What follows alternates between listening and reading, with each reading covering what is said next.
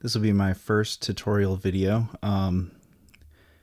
What I'm going to go through today is basically how to make GoPro footage look a little bit better. Now, the first thing that you're going to have to do is go into your GoPro settings. I suggest using the Wi-Fi app through your iPhone or Android device. And what that's going to do is a few things. If you go into the settings and scroll down, you'll see ProTune Advanced Settings.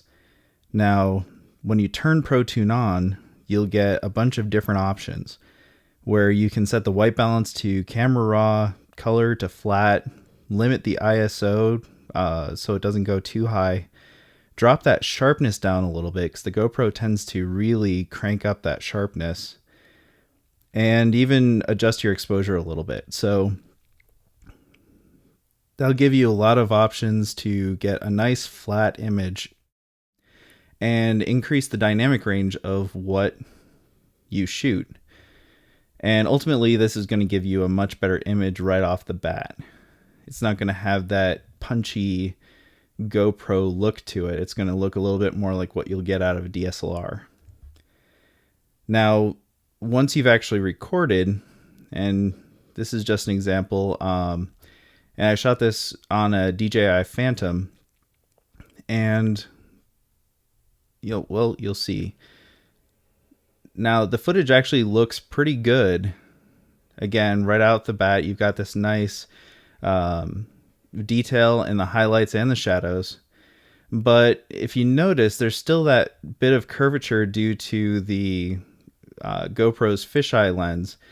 And there's not much contrast here. And so what I'm going to show you is how you can actually pull that detail out, remove that the curvature, the barrel distortion, and end up with really nice video footage. Now, this footage was originally shot at 2.7K on a GoPro Hero 3 Plus. And so again, the image is really good right off the bat. And by shooting in 2.7K, that's going to give me a lot more resolution to work with, because that's about almost 50% more width and height than I actually need.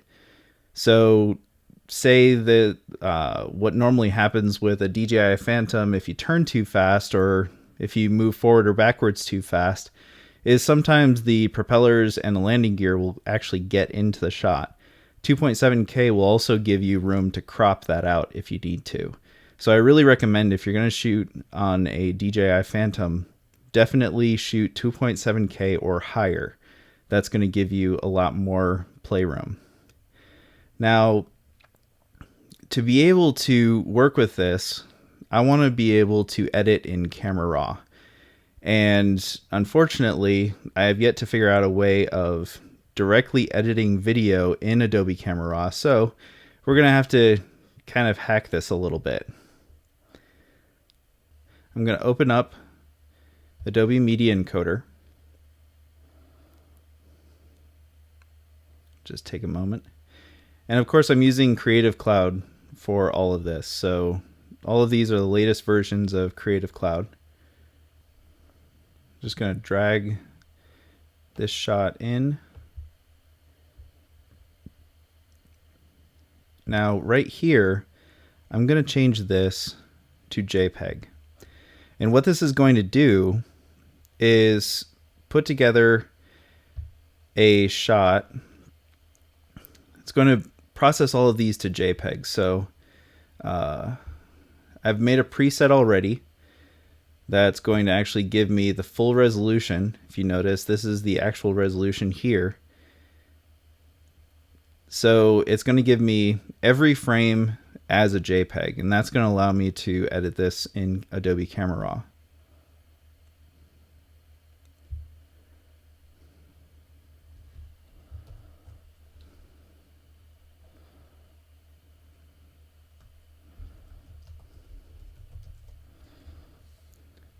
So I'm just going to make a folder called Raw JPEGs.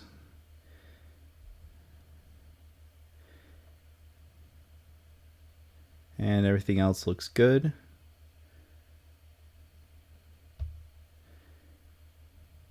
and I'm going to let this process. Now, because this is only a 10-second clip, this is not going to take very long. This whole process is very, very processor intensive, so I definitely recommend only editing the shots that you plan to use. Don't just go and process the entire clip, because that's going to take forever. Especially with a DJI Phantom, where you're processing 15-20 minutes of footage. You can see that even on a Retina MacBook Pro, this is taking a little while to process just a 10-second clip. Okay, we'll speed things up a little bit. The beauty of being able to edit the video in post.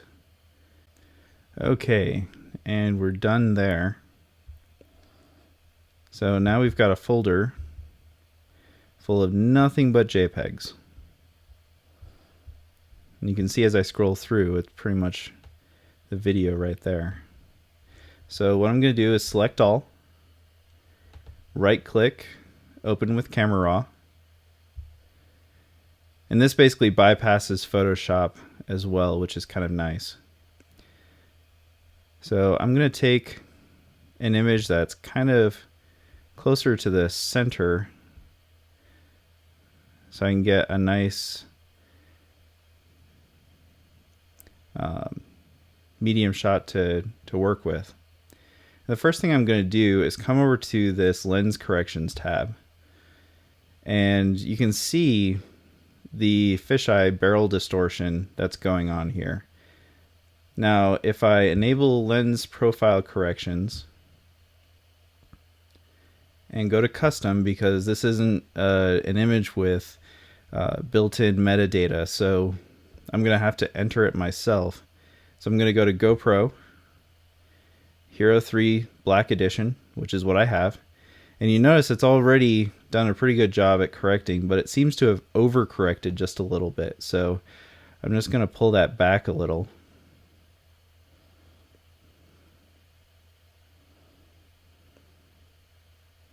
Like so. It also seems like the horizon is off just a little bit. So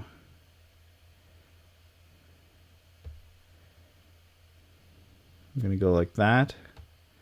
And I'm going to constrain this to 16:9.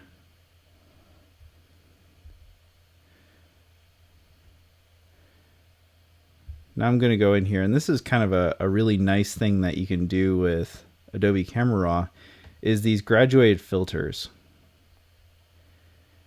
And what this is going to do is just kind of darken my sky just a little bit. You notice the exposure is down. Don't need the color temperature to change.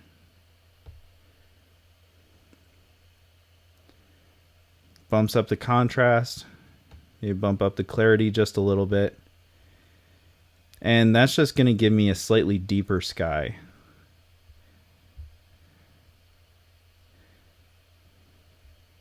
Let's go back to our main adjustments tab. Now this is definitely not using the full gamut. So what I'm going to do is bring the whites out, bring the blacks down. Now, people might ask me why I'm not just using the contrast slider. And you'll find that if you use the contrast slider or the whites and blacks, it's going to have slightly different effects. So use the right tool for the right job is really what it comes down to. Now I also noticed that this is really washed out, which is by design. When you enable the Pro Tune and the GoPro, it's going to try to flatten out that exposure, desaturate just a little bit, so that you can always add saturation back in, but it's tough to take it out. So I'm just going to bring in the saturation a little bit. Maybe bring up the contrast just a little. I'm also noticing my edges are pretty bright for some reason, so I'm just going to do a little bit of post-crop vignetting. And already that's looking a whole lot better. You can also go to this HSL grayscale, and if you go into luminance, this is a trick that I like to do. It just deepens the sky just a little bit more. Although I'm not crazy about that pixelation that it's starting to get, so I'm just going to leave that alone. That tends to work a lot better with raw files. But regardless, this is really already looking just a lot nicer. Warmed it up a little bit.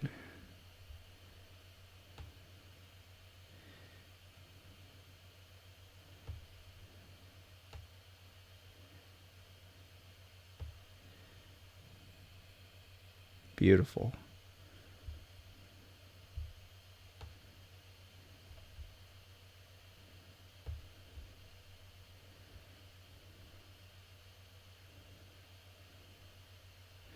I think I'm also going to bring up the noise reduction here. That doesn't seem to be helping that little bit of pixelation. Something tells me that can't be helped. If you're wondering what I'm talking about, it's this stuff right up here in the sky. Okay, so if you look between these two images, there is a world of difference. So what I'm going to do is select all, click synchronize. I'm going to select everything on here, or you can use the drop down to select everything. Hit OK, and that's going to apply it to every single frame. So we're going to look at some of these other shots to make sure that the edit we made isn't going to have any adverse effects. And so far it doesn't look like it is. Let's look at towards the end of the shot. Yep, those are still looking good. So I'm going to select all again and come down here to save images. And what this is going to do is give me an option to resave these, and that will allow me to later restitch those back into a video clip. So I'm going to resize. Width is going to be 1920 by 1080, which is standard high resolution, high definition video. This is usually going to be 72.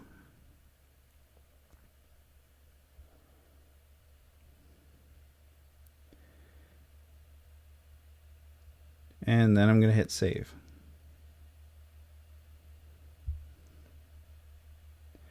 You notice this is 340 frames that it's having to process. So realistically, you're going to want to set this and then go get a cup of coffee. Okay, now all of that is done. Didn't fast forward this time, I just stopped recording the screen. In any case, so I'm gonna hit done. Definitely want to hit done and not cancel, because what that's going to do is add XMP files to all of these JPEGs to save your settings. Because Adobe Camera Raw, it doesn't actually save over the file like Photoshop does. It actually is a non-destructive way of editing, which is much, much better. And so that's going to give us all of our settings in case we have to go back and tweak something. But hopefully we shouldn't have to.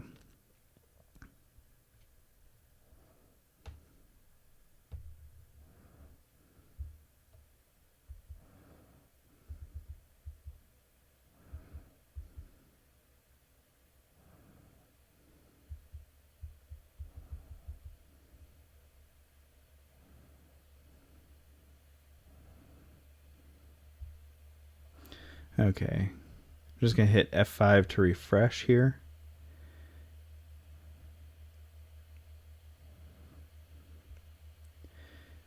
And so one thing that I forgot to do was to save these JPEGs in a new location.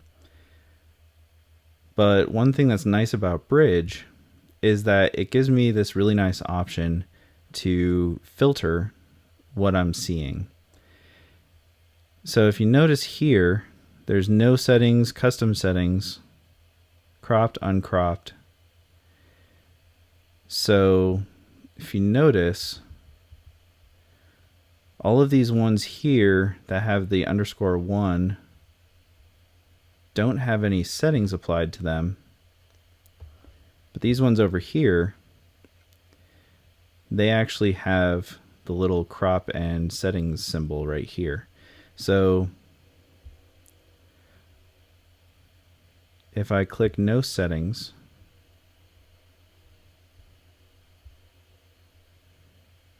just going to give it a few more seconds to finish thinking here.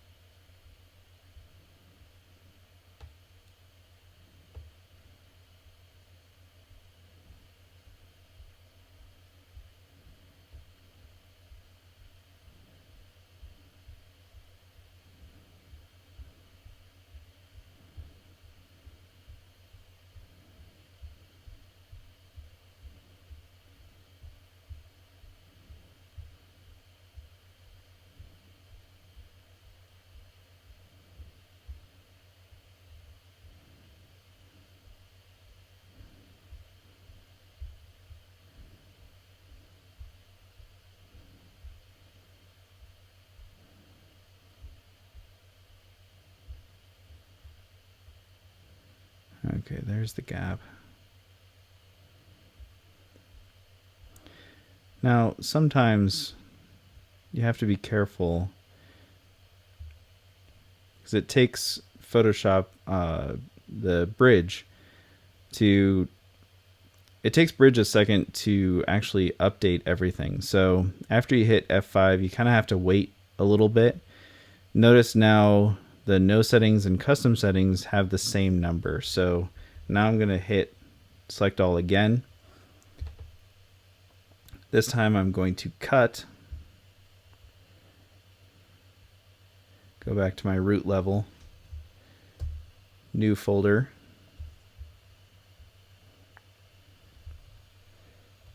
processed JPEGs, and I'm going to paste these here.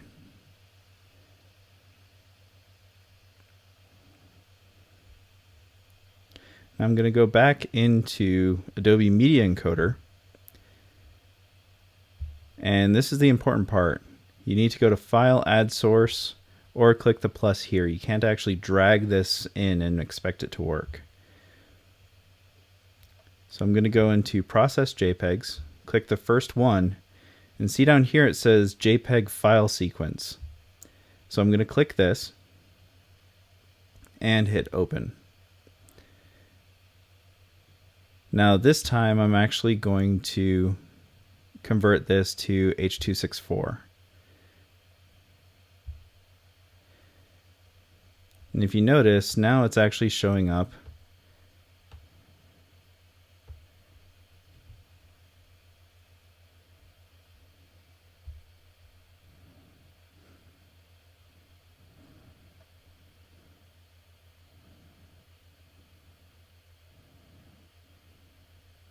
Okay, apparently because it's doing the _1, it's not recognizing this as a JPEG sequence.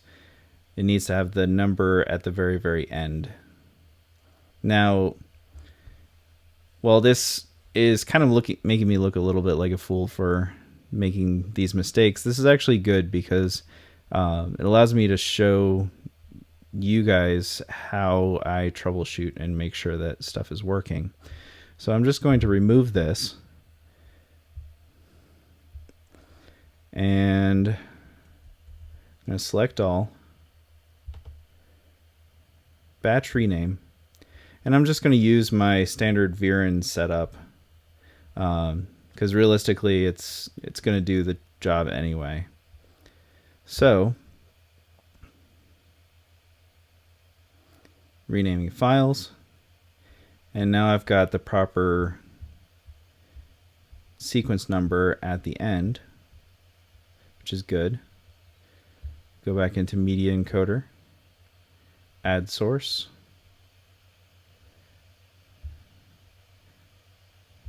JPEG file sequence. Let's try this again. Okay, now we have an 11-second clip. Looks like all of that is good.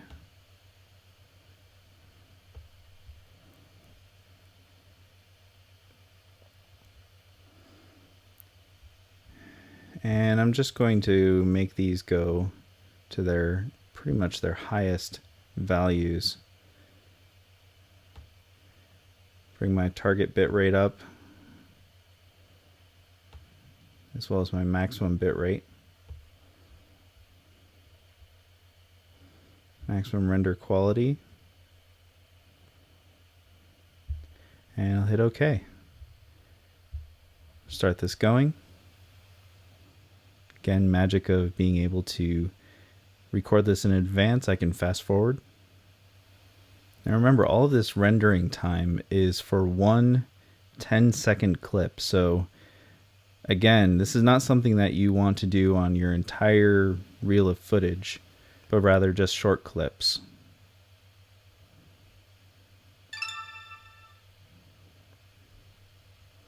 Okay, and that's all done.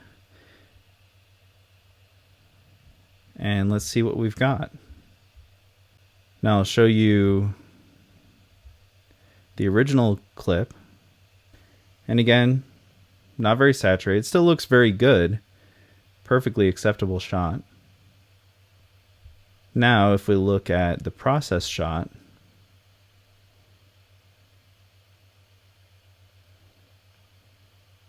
you'll notice that everything is much more rectilinear. There isn't that barrel distortion, and everything looks a whole lot better.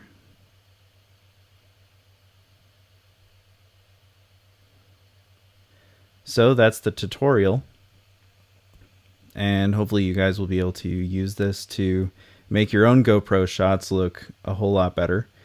And especially if you're using a DJI Phantom, this can make your GoPro look a whole lot better than it normally does straight out of the box, and